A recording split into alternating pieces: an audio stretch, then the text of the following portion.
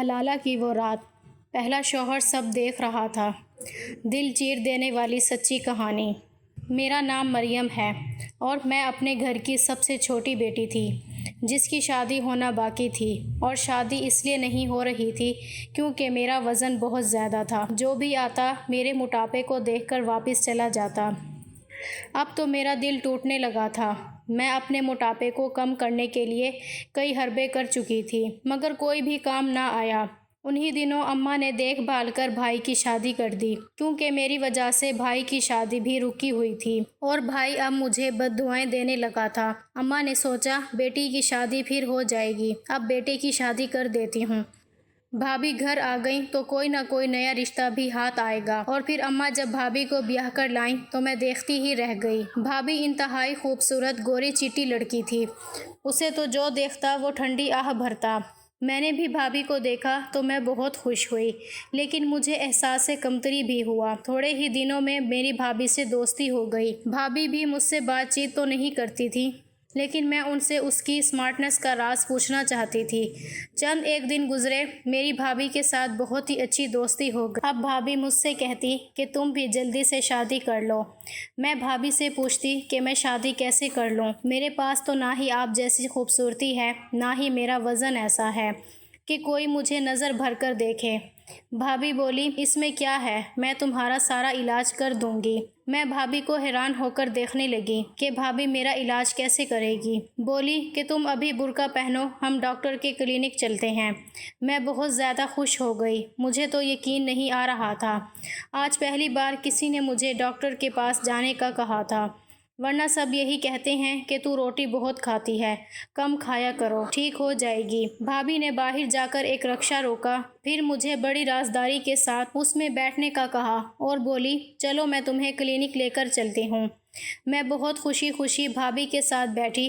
ہم تقریباً آدھے گھنٹے کی مسافت پر واقع ایک کلینک میں پہنچے تھے، مگر اب مجھے بڑی حیرت ہوئی۔ اس کلینک پر کوئی بورڈ وغیرہ نہیں لگا ہوا تھا، نہ ہی اس میں زیادہ لوگ تھے۔ میری جیسی کچھ عورتیں وہاں باہر بیٹھی ہوئی تھیں، جبکہ کچھ عورتوں کے چہروں پر بڑے بڑے داغ، دانے اور دھبے تھے۔ ان کو دیکھ کر مجھے اپنا آپ کافی بہتر لگا۔ تھوڑی ہی دیر کے بعد ایک لڑکی اندر آئی، وہ ان سب عورتوں کو دیکھنے لگی۔ میں اس کمرے میں بیٹھی ہوئی تھی، پھر اس کی نظر مجھ پر پڑی تو اس نے عجیب سے انداز میں مسکراتے ہوئے میری بھابھی کو اشارہ کیا۔ بھابھی نے اشاروں میں کچھ کہا اور پھر مجھے لے کر باہر آ گئیں۔ وہ عورت مجھے دیکھ کر بہت خوش ہوئی۔ بھابھی نے مجھے کہا کہ یہ عورت جو بھی پوچھے تم سیدھا سیدھا جواب دے دینا، پھر یہ تمہیں بڑی ڈاکٹر کے پاس لے کر جائے گی، تمہارا مسئلہ حل ہو جائے گا۔ مجھے کیا پتا تھا کہ میری قسمت بدلنے والی ہے اور بھابھی پر بھروسہ کر کے میں ایک بہت بڑی غلطی کرنے والی ہوں۔ وہ لڑکی مجھے ایک کمرے میں لے کر گئی، وہاں پر بھابھی موجود نہیں تھی۔ مجھ سے کہنے لگی تمہارے موٹاپے کو ناپنا پڑے گا، پتہ لگانا پڑے گا کہ پانی کتنا ہے اور چربی کتنی ہے۔ تم اس بیڈ پر لیٹ جاؤ، میں مشین لے کر آتی ہوں۔ میں بہت حیران ہوئی، لیکن بھابھی نے کہا تھا کہ چپ چاپ اس کی بات ماننا، ایسا نہ ہو کہ بعد میں کوئی مسئلہ ہو۔ میں فوراً ہی بیڈ پر لیٹ کر اس کے کہنے کے مطابق آنکھیں بند کر لیں۔ اس کے بعد اللہ جانے کیا ہوا، میں نہیں جانتی۔ کچھ ہی دیر گزری تھی کہ کمرے میں آواز آنے لگی، شاید وہ عورت کمرے میں داخل ہوئی تھی۔ بس پھر کیا تھا، میری آنکھوں پر کسی نے پٹی باندھی۔ مجھے بہت ڈر لگ رہا تھا کیونکہ بھابھی بھی آس پاس نہیں تھی۔ پٹی باندھنے کے بعد مجھے کچھ پتہ نہیں چلا۔ پھر جب پٹی کھولی تو میں بالکل ویسی کی ویسی ہی تھی، مجھ میں کوئی تبدیلی نہیں آئی تھی، اور یہ عمل تقریباً 5 سے 7 منٹ کا تھا۔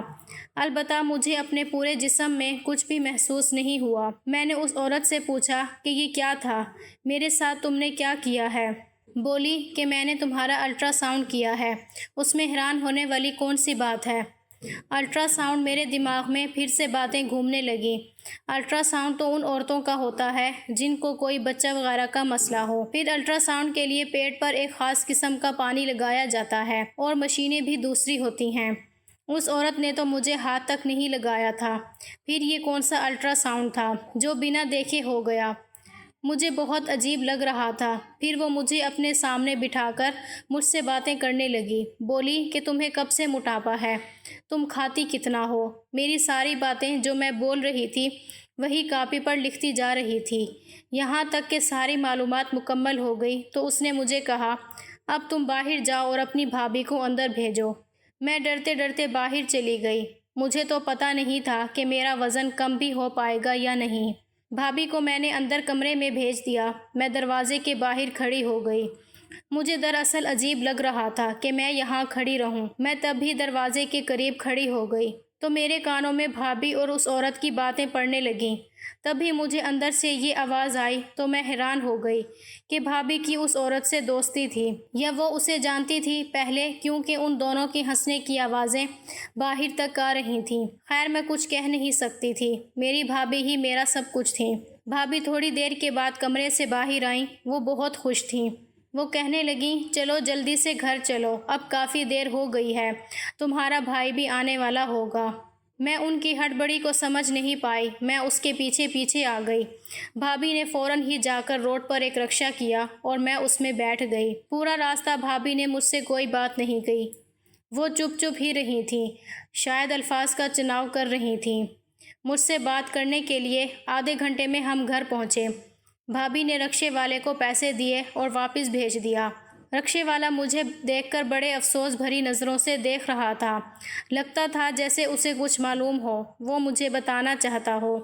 اس نے ایک بار مجھے آواز بھی دی، رکیے بات سنیں، کہ بھابھی نے اسے جھڑک کر وہاں سے بھگا دیا۔ میں بہت پریشان ہوئی۔ میرا تو دل چاہ رہا تھا کہ میں بھابھی سے ساری باتیں پوچھ لوں، ان سے کہوں کہ میں بھائی کو بتا دوں گی، لیکن میں کیا کر سکتی تھی؟ میرا وزن بہت زیادہ تھا اور اس کے لیے بھابھی نے ہی میرا علاج کروانا تھا۔ جیسے ہی ہم گھر میں داخل ہوئے، بھابھی مجھ سے بات کرنے کی بجائے اپنے کمرے میں چلی گئیں۔ میں بھی ان کے پیچھے پیچھے گئی کہ شاید وہ مجھے میرے علاج کے بارے میں کچھ بتائیں گی، مگر انہوں نے فوراً سے دروازہ بند کر لیا اور میں باہر پاگلوں کی طرح کھڑی دیکھنے لگی۔ کافی دیر بھابھی کا انتظار کیا مگر وہ کمرے سے باہر نہیں نکلی۔ میں اسی طرح مختلف خیالات سے سوچتی اپنے کمرے میں آ گئی تھی۔ تبھی امی نے مجھے بلا کر کہا کہ بھابھی تم کو بلا رہی ہیں۔ میں باہر گئی تو بھابھی بہت خوش لگ رہی تھیں۔ میرے گلے لگ کر بولی، تو میری سب سے اچھی بہن ہے، میں آج بہت خوش ہوں، تیرا علاج تو ہو ہی جائے گا۔ مجھے اپنی بھی بہت خوشی ہے۔ بھابھی کے چہرے سے خوشی کے رنگ چھلک رہے تھے۔ انہوں نے مجھے پرس سے ہزاروں روپے نکال کر دیے اور بولی، جو بھی دل کرے میری طرف سے کھا لینا۔ میں پریشان ہو کر بولی، بھابھی تم مجھے موٹاپے کے علاج کے لیے لے کر گئی تھی اور اب کھانے کے لیے مزید پیسے دے رہی ہو، یہ کیا بات ہوئی؟ میرے پوچھنے پر بھابھی مزید ہنس پڑی، ارے اس میں کیا بات ہے، تم کھانا پینا کم کر لو، کل سے تم اچھی طرح ڈائٹنگ کرنا اور میں تمہارا علاج بھی کروں گی۔ اور ہاں، اس ڈاکٹر نے مجھے دوا بھی دی ہے، اس دوا سے 2 ہفتے میں تمہارے پیٹ کی چربی پگھل کر ختم ہو جائے گی۔ یہ بات سن کر میں بہت خوش ہوئی۔ اچھا، کیا واقعی؟ مجھے تو لگا تھا کہ اس نے کوئی خطرے کی بات کہی ہے، کہ شاید میں لا علاج ہوں، میرا کوئی علاج نہیں ہو سکتا۔ میری بات پر بھابھی ہنس پڑی اور پھر بڑی ہی شیطانی مسکراہٹ چہرے پر سجا کر بولی، تمہارا علاج ممکن ہے میری جان، بس تمہیں تھوڑا سا صبر کرنے کی ضرورت ہے۔ بھابھی کے ایسے تاثرات دیکھ کر میں ڈر گئی مگر پھر خاموش ہو گئی۔ ان پیسوں سے میں نے اور میرے بھائی نے خوب مزہ کیا۔ ہم لوگوں نے باہر سے کھانا منگوایا اور کھایا۔ ان سب میں اپنی دوا کے بارے میں بھول گئی تھی۔ سب کاموں سے فارغ ہو کر بھابھی میرے کمرے میں آئی۔ اس کے ہاتھ میں چھوٹی سی شیشے کی بوتل تھی۔ میری طرف دیکھتے ہی بولنے لگی، یہ وہ دوا ہے جو اس ڈاکٹرنی نے مجھے دی ہے، اس سے کیا ہونا ہے، یہ تو بہت تھوڑی سی دوا ہے۔ اس نے کہا، نہیں، اس سے تو اصل اثر ہوگا، یہ بہت تاثر والی دوا ہے۔ یہ کہہ کر بھابھی نے وہ بوتل مجھے دکھائی۔ اس میں ایک خاص قسم کا تیل تھا۔ بھابھی نے مجھے بتایا کہ اس تیل کو ناف میں ڈالنا اور صبح اٹھو گی تو تمہارا وزن کم ہونے کے لیے تمہارے جسم میں بہت ساری تبدیلیاں آنا شروع ہو جائیں گی۔ بھابھی کی بات سن کر میں بہت خوش ہوئی۔ بھابھی نے کہا کہ یہ دوا بہت مہنگی ہے، میں نے تمہارے لیے 2000 کی لی ہے، اس کو بہت دھیان سے استعمال کرنا، ایک ایک قطرہ تیل کا ناف میں ڈالتی رہنا، اس سے تمہیں بہت زیادہ مدد ملے گی۔ میں بھابھی کی بات سن کر بہت شکر گزار ہوئی۔ پھر اچانک بھابھی کو کچھ یاد آیا اور وہ بولی، بات سنو، تم اس دوا کو کھانے کے بعد اپنے کمرے میں ہی رہنا، کہیں ادھر ادھر مت جانا، اس سے نیند بہت اچھی آتی ہے۔ جی بھابھی آپ فکر نہ کریں۔ اچھا چلو میں چلتی ہوں، رات بہت ہو گئی ہے۔ یہ کہہ کر بھابھی میرے کمرے سے چلی گئیں اور میں شیشی کو دیکھنے لگی جو بہت ہی چھوٹی سی تھی۔ اس میں ایسا لگتا تھا تیل نہیں بلکہ زہر کے قطرے ہوں۔ میں نے اسے کھولا تو ایک عجیب سی بدبو میری ناک سے ٹکرائی تھی۔ خیر میں نے دروازہ بند کیا اور اس کا استعمال کرنے کے بعد سو گئی۔ اس رات بہت گہری نیند آئی تھی۔ کافی دیر میں سوتی رہی، بالکل ایسے جیسے کوئی بے ہوش ہوتا ہے۔ صبح کے تقریباً 11 بجے اماں نے میرا دروازہ زور زور سے بجایا تھا۔ یہی سن کر میں بھی بہت زیادہ ڈر گئی کیونکہ ایسا پہلے کبھی نہیں ہوا تھا۔ اٹھتے ہی میری نظر گھڑی پر پڑی تو میں حیران رہ گئی کہ صبح کے 11 بج رہے تھے، حالانکہ ایسا ہونا نہیں چاہیے تھا۔ میں اتنی دیر تک آج تک کبھی نہیں سوئی تھی۔ پھر جیسے ہی میں نے دروازہ کھولا تو اماں پریشان ہو کر مجھے دیکھنے لگی۔ کیا ہوا؟ تم تو بہت جلدی اٹھ جایا کرتی ہو، آج ایسی کیا بات ہو گئی؟ اماں کے کہنے پر میں واقعی خود کو حیرت سے دیکھنے لگی۔ میرے جسم سے بھی بدبو آ رہی تھی۔ مجھے لگا جیسے میں کسی کیچڑ بازار میں سوئی ہوں، کیونکہ میرے کپڑوں سے بدبو آ رہی تھی جسے سونگھا نہیں جا رہا تھا۔ وہ تو شکر ہے کہ اماں نے اس بدبو کو محسوس نہیں کیا۔ میں ناشتے پر جانے سے پہلے نہانے کے لیے اپنے کمرے میں چلی گئی۔ نہا دھو کر باہر نکلی، اپنا آپ تر و تازہ محسوس ہوا۔ مجھے بہت برا بھی لگ رہا تھا کہ اس طرح سونے سے میرے کپڑے پہلے کبھی بدبودار نہیں ہوئے تھے، لیکن آج تو ایک عجیب معاملہ میرے ساتھ پیش آ رہا تھا جس کا سر پیر مجھے نظر نہیں آ رہا تھا۔ تھوڑی ہی دیر بعد میں ناشتے پر گئی، بھابھی بھی میرے ساتھ بیٹھی تھیں۔ مجھے دیکھ دیکھ کر بھابھی بہت خوش ہو رہی تھیں۔ بولی کہ رات کو نیند کیسی آئی؟ میں بھابھی کو یہ بھی نہیں بتا سکی کہ مجھے بہت زیادہ نیند آئی بلکہ نشے والی نیند آئی، کیونکہ اماں بھی میرے ساتھ بیٹھی تھیں کہ اماں مجھے اس بات پر بھی ڈانٹ دیں کہ تم بھابھی کے ساتھ اکیلی کلینک میں کیوں گئی۔ تھوڑی دیر بعد بھابھی نے خود ہی مجھے اپنے کمرے میں آنے کا اشارہ کیا۔ میں جیسے ہی ان کے کمرے میں گئی تو بھابھی بہت خوش تھیں۔ بولی دیکھو وزن ایک دم سے کم نہیں ہوتا، تمہیں کچھ محنت کرنا پڑے گی، اس تیل کا باقاعدگی سے استعمال کرنا ہوگا، لیکن اس سے پہلے میں تمہارا ایک اور جگہ ٹیسٹ کرانا چاہتی ہوں۔ اس ٹیسٹ کے بعد زیادہ اچھے سے پتہ چلے گا تمہیں کون سی دوا کی ضرورت ہے۔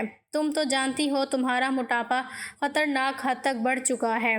اب اگر تم کسی سے شادی کرو گی تو وہ تمہیں اپنی ماں کے برابر سمجھے گا، کیونکہ تمہارا وزن 100 سے اوپر ہے۔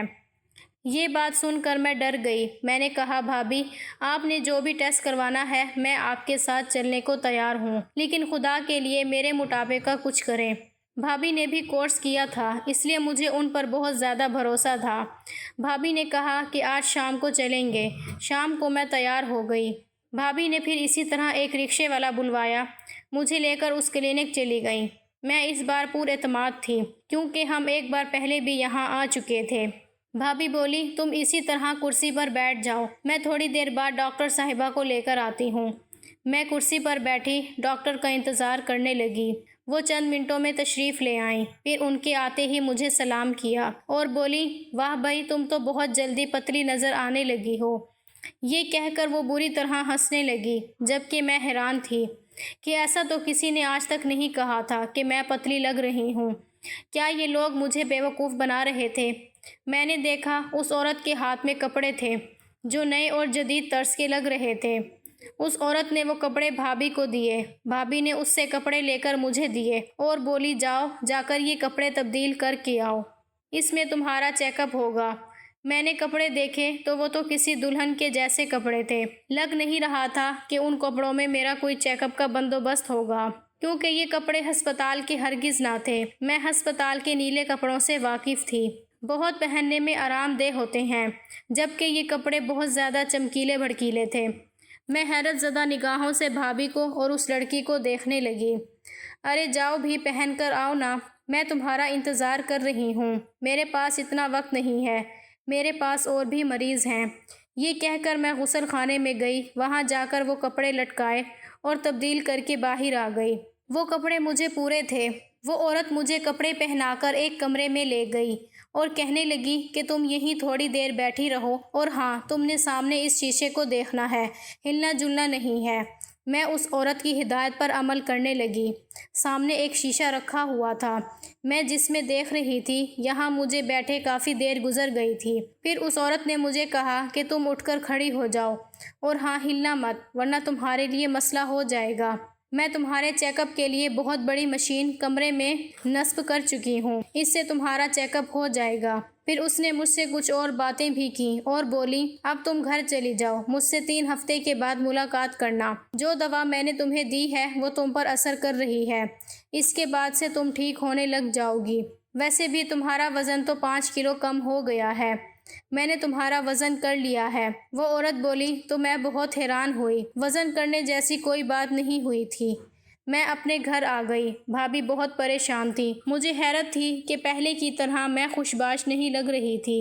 ان کو دیکھ دیکھ کر مجھے بھی فکر ہو رہی تھی کہ نہ جانے کیا بات ہے جو بھابھی اتنا پریشان ہیں۔ جیسے ہی ہم لوگ گھر پہنچے وہ بھی مجھے لے کر اپنے کمرے میں آ گئیں۔ بولی، اس عورت نے تمہیں اور کیا کہا تھا؟ وہ مجھ سے پوچھنے لگیں۔ کچھ بھی نہیں کہا، اس نے میرا چیک اپ کیا۔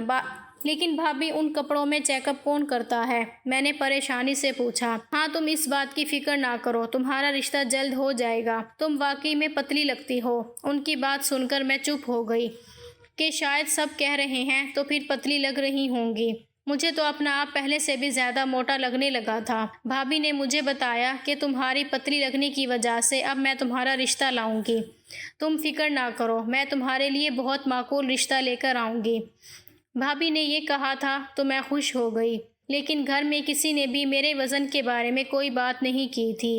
2 دن کے بعد بھابھی نے مجھ سے کہا، میرے گھر والوں سے پہلے میں ایک اور رشتہ تمہیں دکھانا چاہتی ہوں، تمہیں پسند ہو تو بتانا۔ وہ لوگ ہمارے گھر آ گئے۔ 2 دن بعد ہی مہمان بن کر تقریباً ایک پورا خاندان ہمارے گھر آیا۔ بھابھی نے ان سب کو یہی بتایا تھا کہ میری نند کا رشتہ ابھی تک نہیں ہوا، مگر وہ سب لوگ تو جیسے مجھے پہلے سے جانتے تھے۔ ارے یہ تو وہی ہے، ان میں سے ایک عورت نے کہا۔ پھر اس لڑکی کو کچھ دکھانے لگی، کہنے لگی، یہ تو وہی ہے، اس کا موٹاپا، یہ تو بہت موٹی ہے۔ پہلے ہی ہمارے خاندان میں ایسی لڑکیوں کا مذاق بنتا ہے، چلو یہاں سے۔ ان لوگوں نے تو سامنے میرے منہ پر کہہ دیا کہ میں موٹی لگتی ہوں اور ایسی لڑکی سے وہ رشتہ نہیں کریں گے۔ میرا دل بہت ٹوٹا، مگر میں خاموش رہی۔ ویسے بھی بھابھی نے کہا تھا کہ اگر تمہاری شادی یا رشتہ ان لوگوں کے ساتھ نہیں ہوتا تو پھر میں اپنے بھائی سے تمہاری شادی خود کرواؤں گی، تم اس بات کی فکر نہ کرو۔ ان کے جانے کے بعد بھابھی مجھے تسلی دینے لگی اور بولی، یہ آخری لوگ تھے جن پر میں نے بھروسہ کیا، بس تم فکر نہ کرو، میں نے اپنے بھائی سے ساری بات کر لی ہے، اب اگر وہ تم سے شادی کرے گا تو تمہاری زندگی سنور جائے گی۔ بس تم ورزش بھی کیا کرو، میرا بھائی بھی تمہیں ایک ڈاکٹر کے پاس لے کر جائے گا، اس سے تم ٹھیک ہو جاؤ گی۔ میں نے خدا کا شکر ادا کیا۔ کچھ ہی دنوں میں بھابھی کا بھائی میرا رشتہ لے کر آ گیا۔ انہوں نے مجھے دیکھا تک نہیں اور میری شادی کی تاریخ مقرر کر دی۔ میں بہت خوش تھی، آخر بھابھی کا دیا ہوا ٹوٹکا کام کر گیا۔ لیکن بھابھی نے مجھے سختی سے منع کر رکھا تھا کہ آئندہ کے بعد وہ دوا استعمال نہیں کرنا، اس سے تمہیں بہت نیند آتی ہے، بے ہوشی طاری ہو جاتی ہے۔ میں نے بھابھی کی بات سمجھی تھی، سو میں نے وہ دوا استعمال کرنا چھوڑ دی۔ میرے لیے زندگی بہت آسان ہو گئی تھی۔ میرا شوہر مجھے دیکھتے ہی مجھ پر فدا ہو گیا، بولا کہ تم مجھے بہت اچھی لگی ہو، تم بہت خوبصورت ہو۔ میں نے تو صرف اپنی بہن کے لیے تم سے شادی کی ہے، اپنی بہن کا گھر بچانے کے لیے، ورنہ تم جیسی عورت سے میں کبھی شادی نہ کرتا، شاید یہ سوچ کر کہ تمہارا وزن زیادہ ہے، مگر تمہاری اصل خوبصورتی میں نے آج دیکھی ہے۔ کیوں بہن کا گھر بچانے کے لیے کیوں؟ میں نے اپنے شوہر سے پوچھا تو وہ بولا، میں تمہیں یہ بات نہیں بتا سکتا، میری بہن نے مجھے قسم دی ہے، ورنہ اگر میں تم کو یہ بات بتا دوں گا تو وہ ناراض ہو جائے گی۔ میں نے اپنے شوہر سے بڑی مشکلوں سے یہ بات نکلوائی اور وہ بات سن کر میرے رونگٹے کھڑے ہو گئے۔ کہنے لگا کہ میری بہن تمہارے موٹاپے کا علاج نہیں کر رہی تھی، وہ دراصل تمہیں استعمال کر کے پیسے کمانا چاہتی تھی۔ تمہیں وہ مختلف لوگوں سے ملواتی تھی جن کو اپنے برانڈ کی ماڈلنگ کے لیے ایک بہت ہی موٹی عورت کی ضرورت تھی، اس وجہ سے وہ تمہیں ایک عورت کے پاس بھی لے کر گئیں، مگر انہوں نے کہا کہ تم اس طرح تصویریں نہیں بنواؤ گی۔ کچھ عرصہ تو اس نے یہ سلسلہ چلایا، ایک دو تصویریں تمہاری رسالے میں بھی چھپ گئی تھیں، لیکن اس بات پر تمہاری بھابھی بہت پریشان ہوئی تھیں کیونکہ تم بہت مشہور ہونے لگی تھی، اور یہ بات اگر تمہارے بھائی کو پتہ چل جاتی تو وہ میری بہن کو طلاق دے دیتا۔ بس اسی لیے اس نے تمہاری شادی کا بندوبست مجھ سے کر دیا۔ میرا شوہر یہ کہہ کر خاموش ہو گیا۔ میرے ذہن میں آندھی طوفان کی طرح پچھلے گزرے واقعات چلنے لگے۔ میں سوچ بھی نہیں سکتی تھی کہ بھابھی مجھے اپنے پیسوں کے عوض کے لیے استعمال کریں گی، کیونکہ وہ بھی ایک معقول گھرانے سے تعلق رکھتی تھیں۔